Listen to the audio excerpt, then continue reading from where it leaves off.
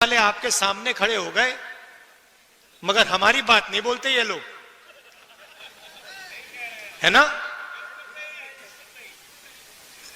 कहना पड़ता है कि हमारे मित्र हैं, मगर सचमुच में हमारे नहीं है, मोदी जी के मित्र हैं, अदानी अंबानी के मित्र हैं। क्योंकि जो जनता की बातें होती हैं तो लिखते नहीं है, दिखाते नहीं है। आपने कभी देखा है टीवी पे किसान की बात होए, मजदूर की बात होते हुए टीवी पे देखा आपने कभी? महंगाई के बारे में सुना? कभी नहीं। मगर अदानी अंबानी जी की शादी दिखाएंगे, ये डांस गाना होगा वहां पे, 10-15 करोड़ की घड़ी होगी, वो सब दिखाएंगे। मगर इनका काम सरकार पर दबाव डालने का होता है। इनका असली जो काम होता है, अगर सरकार कुछ गलत काम कर रही है तो ये रखवाले होते हैं। मगर आजकल ये काम नहीं कर रहे हैं अपना। तो सबसे पहले मैं आपका स्वागत करना चाहता हूं। आप यहां आए, हमारी बात सुनने आए, दिल से आपका धन्यवाद करना चाहता हूं। 1857 की जो क्रांति थी, उसमें राणा बेनी माधव जी का जो रोल था और बीरा पासी जी का जो रोल था, उसको आज हम याद करते हैं। उनकी मूर्ति का उद्घाटन किया। और अभी मैं कह रहा था, जिन्होंने मूर्ति बनाई कहां है? लखनऊ से आए हैं। मैंने कहा कि बहुत सुंदर मूर्ति आपने बनाई है, तो आपका भी हम रायबरेली आपका धन्यवाद करता है।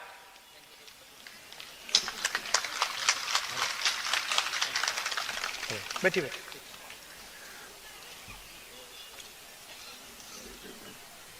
तो ये जो क्रांतिकारी काम किए थे,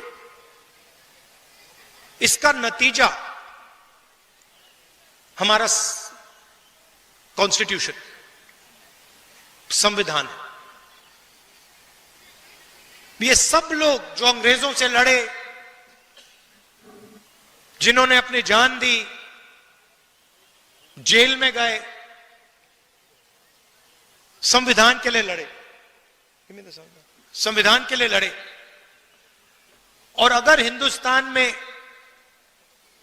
गरीबों की आवाज है, मजदूरों की, किसानों की आवाज है, छोटे व्यापारियों की आवाज है, तो संविधान के कारण वो आवाज है।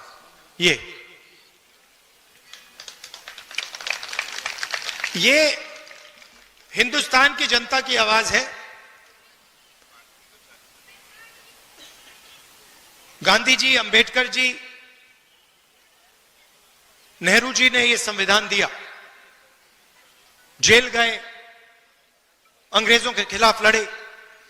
उससे पहले माधव सिंह जी लड़े, बीरा पासी जी लड़े, मगर सारे के सारे इसके लिए लड़ रहे थे।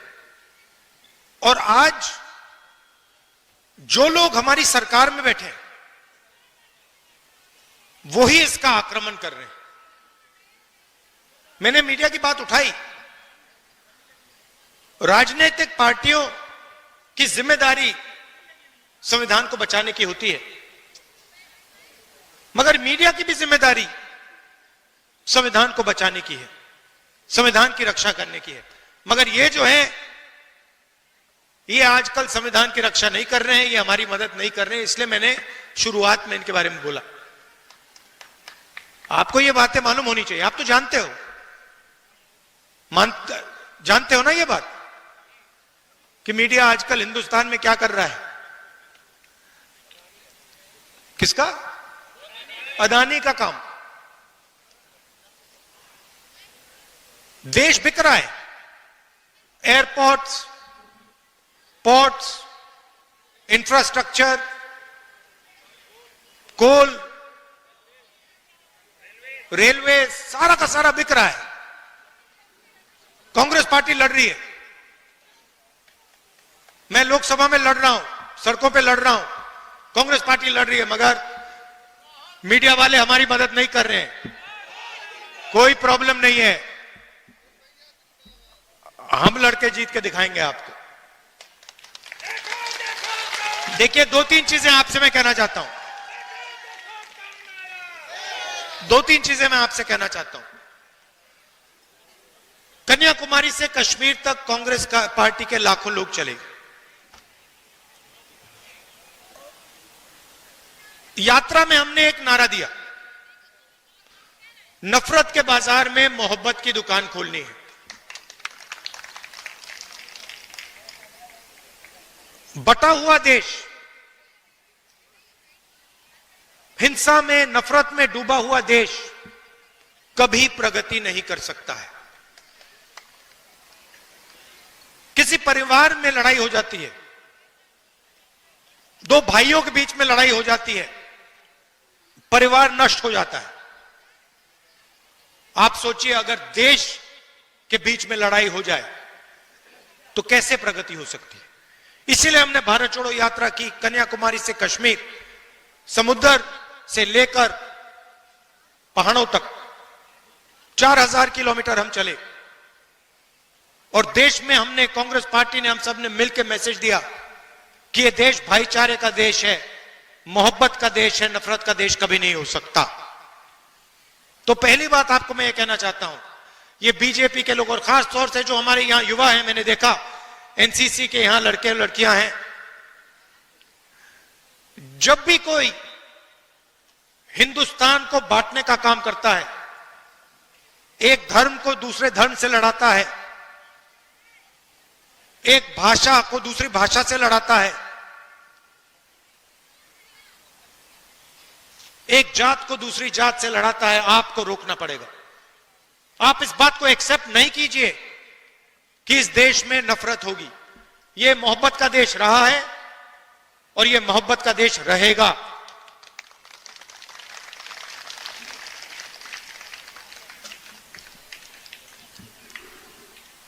दूसरी बात, देश के सामने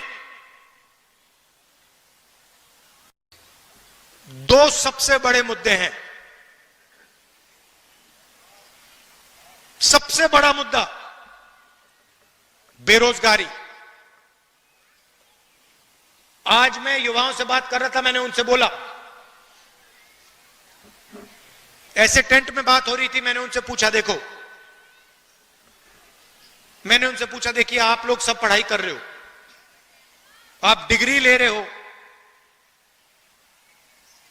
ठीक है, आपको डिग्री मिल गई,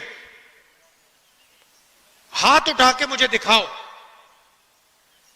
आप में से कितने लोग सोचते हो कि आपको डिग्री के बाद रोजगार मिलेगा। 100 बच्चे थे। आपको मालूम है कितने युवाओं ने हाथ उठाया? एक ने। 100 में से एक लड़के ने हाथ उठाया, बाकी ने हाथ नहीं उठाया।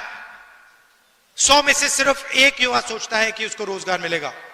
और जब मैंने उससे पूछा तो उसने कहा,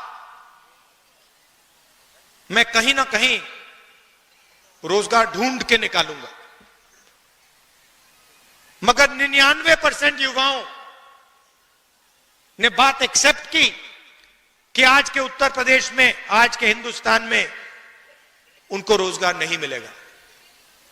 दूसरा मुद्दा महंगाई। दो हिंदुस्तान बन रहे हैं, एक अरबपतियों का, 20-25 लोग हैं, अदानी, अंबानी, लाखों करोड़ रुपए, जो भी उनको चाहिए उनको मिल जाता है। कोरोना के समय 1 लाख करोड़ रुपए का बैंक लोन माफ हुआ उनका, 16 लाख करोड़ रुपए उनके बैंक लोन माफ हुए हैं। और दूसरा हिंदुस्तान, आपका हिंदुस्तान, हमारा हिंदुस्तान, मेहनत का हिंदुस्तान, मजदूरों का, किसानों का, बेरोजगार युवाओं का हिंदुस्तान। हमें ये दो हिंदुस्तान नहीं चाहिए, एक हिंदुस्तान होना चाहिए। अगर वो सपना देख सकते हैं तो आपको भी सपना देखना चाहिए। ये नहीं कि अंबानी का बेटा, अदानी का बेटा जो भी सपना देखना चाहता है देखता है, और किसान का बेटा प्राइवेट यूनिवर्सिटी में मेहनत करने के बाद, लाखों रुपए देने के बाद रोजगार नहीं पा सकता। ऐसा हिंदुस्तान हमें नहीं चाहिए। यहां हम कैसे पहुंचे? नरेंद्र मोदी जी ने नोटबंदी करके, गलत जीएसटी लागू करके छोटे व्यापारियों को, स्मॉल मीडियम बिजनेस वालों को खत्म कर दिया है। यह पॉलिसी सिर्फ नरेंद्र मोदी जी की नहीं थी, यह पार्टनरशिप है। नरेंद्र मोदी जी ने और अदानी अंबानी जैसे लोगों ने ये पॉलिसियां छोटे व्यापारियों को, किसानों को, मजदूरों को खत्म करने के लिए बनाई हैं, और नतीजा आपको दिख रहा है। उत्तर प्रदेश के युवाओं को रोजगार नहीं मिल सकता। अगर आपको रोजगार चाहिए, उत्तर प्रदेश में छोड़ दीजिए, हां तेलंगाना में, कर्नाटक में मिल सकता है, वहां जाके आप मजदूरी कर सकते हैं, मगर उत्तर प्रदेश में आपकी सरकार आपको रोजगार नहीं दे सकती है। और यह सच्चाई है, इस बात को एक्सेप्ट करना ही पड़ेगा। तो यह लड़ाई है। एक तरफ कहते हैं 400 पार, 400 पार के बाद हम संविधान बदल देंगे। हमने कहा हम देखेंगे कैसे संविधान बदलोगे तुम लोग। चुनाव के बाद मोदी जी ने संविधान यहां लगा दिया था।